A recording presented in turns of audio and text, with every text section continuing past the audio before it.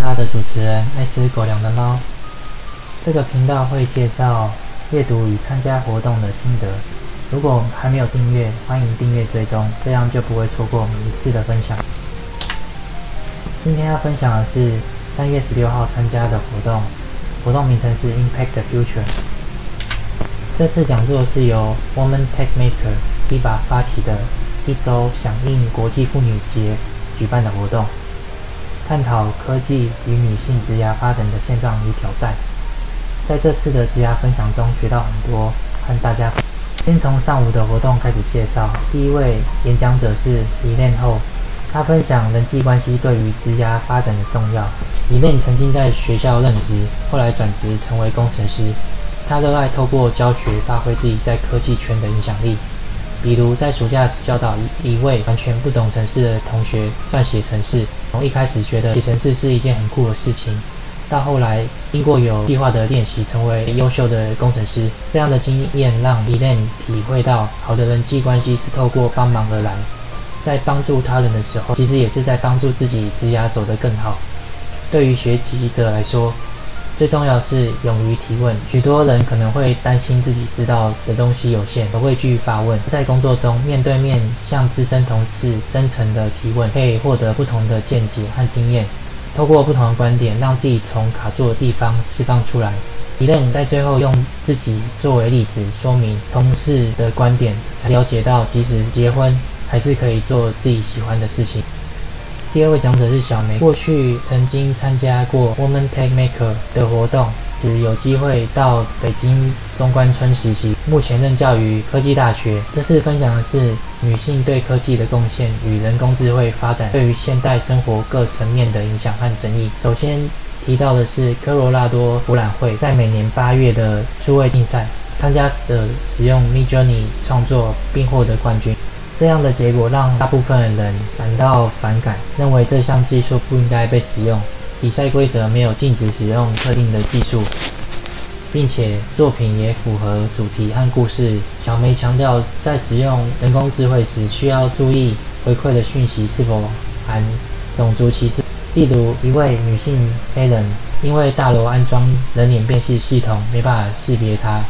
他担心可能是肤色受到歧视，让他无法进入租屋处。另外，小梅也分享了这次简报是使用 ChatGPT 准备，他要求列出科技圈重要的女性，结果列出了许多男性的名称。进一步询问 GPT， 得到的解释是因为这些男性也曾经和女性合作。人工智慧的使用情境也反映出少数族群的歧视。当我们不了解这样的特性而采用人工智慧的做法，会造成某些人群的权益受损。人工智慧的发展带来无限可能，也引发很多争议。要如何兼顾效益和公平，是我们迈向未来的重要课题。第三位讲者，他分享了 AI 产业相关的职涯发展经历。让原先是念艺术相关，过去与画廊老板对话，他发现自己对于找下一个艺术家不在行，于是他决定转行进入 AI 产业，透过线上自学课程，并请朋友协助修改履历与介绍工作，找到了一家人工智慧公司。面试的时候，老板看中他说故事和包装的能力，就让Yvonne当业务推销模型语言。到职后，Yvonne遇到许多专有名词，还要说服客户使用自己的模型语言。后来 ChatGPT 开始走红，许多公司抢着试用Yvonne的公司产品，跟公司的窗口说明他们的语言模型优势在于繁体中文的训练量充足。他将公司的语言模型比喻成大一中文系的学生，而国外语言模型则是外语系大四学生。面对相同的中文提问，大一的中文系学生显然会回复的比大四外语系学生好。Yvonne的分享对于非本行想要转职的人来说提供很好的借鉴，不要放弃过往的经验，自己才是故事的核心，还能从中学到更多。早上的最后一个讲者是国外物联网工程师亚达，他分享领导力和技术能力如何协同推动产品开发，透过用心倾听他人的观点和感受，即可能没有办法回想过去他们所说过的话，但我们可以感受到对方想传达的意思。如果当沟通遇到障碍时，重复对方的话，也可以帮助我们确认彼此的理解和避免误解。加达强调保持乐观和承认不足的重要性。他认为面对挑战时，保持积极的心态，当自己努力实现目标遇到挫折时，能够坦然面对自身不足也是不可或缺。亚达这次的演讲，他分享了领导力、技术能力、沟通技巧和个人特质，这些都对职涯产生很大的影响。接下来分享的是下午第一场演讲嘉宾，他是数学背景出身的 Annie， 擅长将复杂的概念解释给不同的人听。凭借着这项技能，他获得一家新创公司的赏识，成为一名数据分析师。Annie 在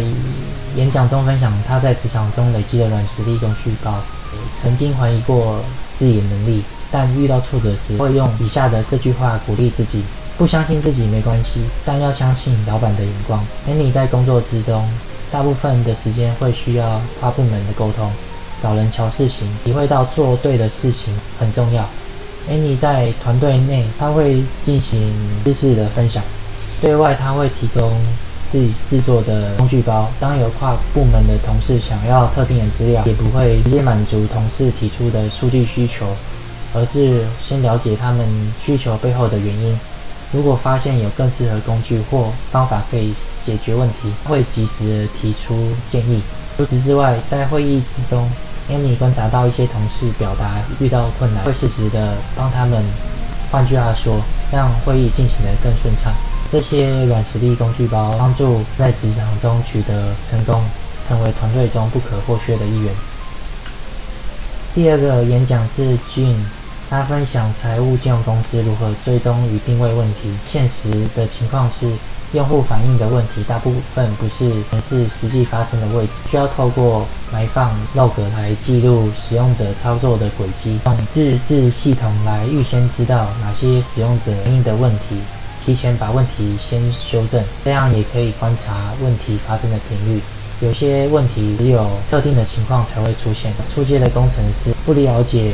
手机程式的生命周期，开发出有问题的功能，例如在离开 APP 时才出现关掉的声音。这个问题看起来没什么，但可能因为程式开发的顺序写错，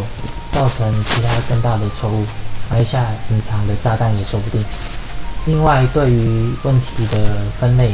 可以将反映问题的用户分为是否为大户来区分。如果是大户提出的问题，就要特别重视这类型的错误。另外一个需要紧急修复的问题是已经上线的功能之后无法使用的问题。一旦用户发现这些上线的功能无法使用，就会反映在 App Store， 留下很多负面评论。工程师最重要的是不要把问题吞下来，要找 PM 讨论，让他知道问题不好处理，才能有更多机会争取更多时间修复问题。第三位讲者是资深工程师 Claire， 他参加盲人开发 APP 比赛获奖，体会到盲人在日常生活中所面临的诸多不便，例如天桥的设计过低，盲人在行经时很容易碰撞到，甚至因此受伤，这也是导致许多盲人减少外出活动的原因。为了改善盲人的生活状况， Claire 积极探索科技的力量。他从 YouTube 影片汲取灵感，学习如何借助科技的力量继续从事喜爱的职业。相信随着社会的包容与理解，盲人也能融入流生活，例如在超市担任结账员，服务其他盲人客户时，也能更加耐心等待找人。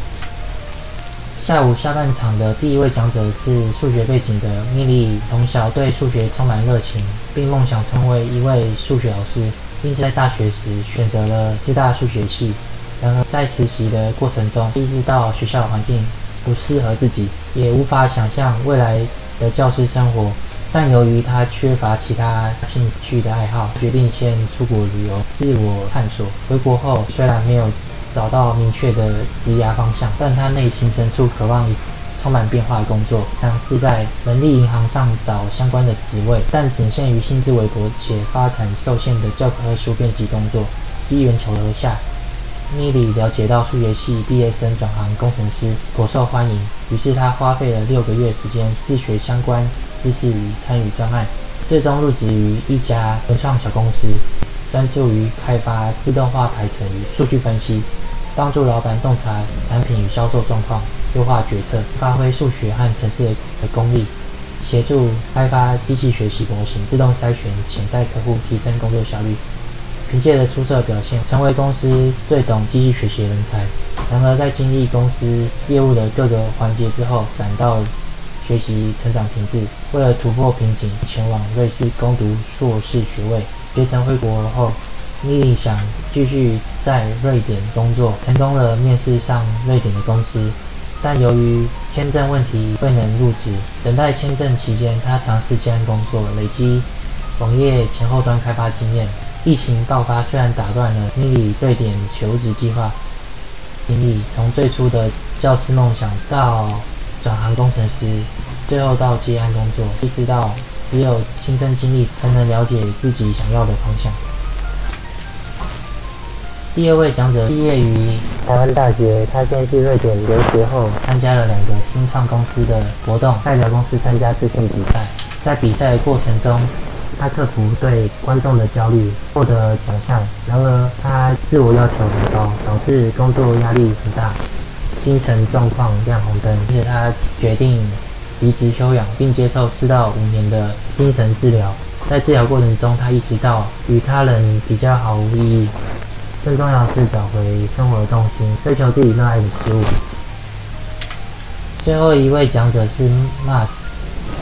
他在学校的时候曾经一个人接下伺服器管理的工作，管理20到30台的电脑。除了管理伺服器的工作，还有自行接案。他怀疑过自己已经有了工作，那念书的意义是什么？从研究所毕业，出国旅游。在出国前，他整理旅游资料，寻找评价好、CP 值高的旅游行程。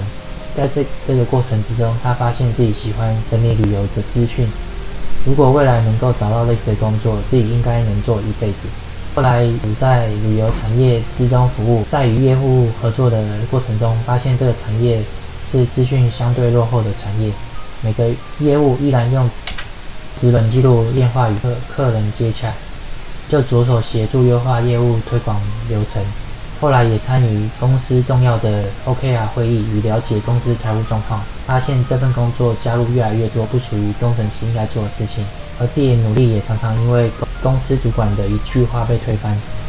综合考量下，就决定离职，并且告诉自己未来不要再当主管，先将自己的技术能力做好比较重要。后来加入一个刚成立的新创部门团队，这个团队负责专案，没有任何上线压力，做产品完全没有人知道如何制定产品方向。从这个专案之中，可以看到专案的研发人员留下来过练习技术的痕迹，自己想要学什么就用什么方式去写，结果让这个专案更难上线。虽然这间公司的福利很好，但如果长期做这份工作，产品都没办法上线，对于未来找工作是很危险的。考量到这一点， Mars 决定面试到其他公司，成为外商公司的数据分析师。了解到过去的经历都是为了让自己能够找到工作与生活的平衡，不需要太过于担心自己的离职会造成公司太大影响。因为工作不是卖身契，不要把工作看得太重，反而失去自己的健康。最后 Mars 分享关于勇气的一段话：如果我的软弱和我的跌倒因为分享出来给别人一些勇气的时候，我觉得这是我的勇敢。原来我的勇敢从来不来自我的成功，成为真实的自己，用脆弱长出连结，在生命与生命碰撞的时候，都有养分可以长出原本没有意识到的勇敢。Mars 的职涯经历告诉我们，在追求职涯发展时，要勇敢，不怕失败，并不断学习新技术，同时也要懂得平衡工作与生活，才能在职涯中找到自己的幸福。这一整天的活动安排得蛮紧凑，不过也从中学到很多关于人工智慧与职涯发展的经验，了解到运用 AI 工具只是帮助我们可以更好了解自己在什么样的位置。当知道自己在什么位置之后，可以更好的把自己的现状跟别人说，如果我们能够运用这样的工具来进一步加强沟通与协作能力，就会更好。希望这个分享大家会喜欢。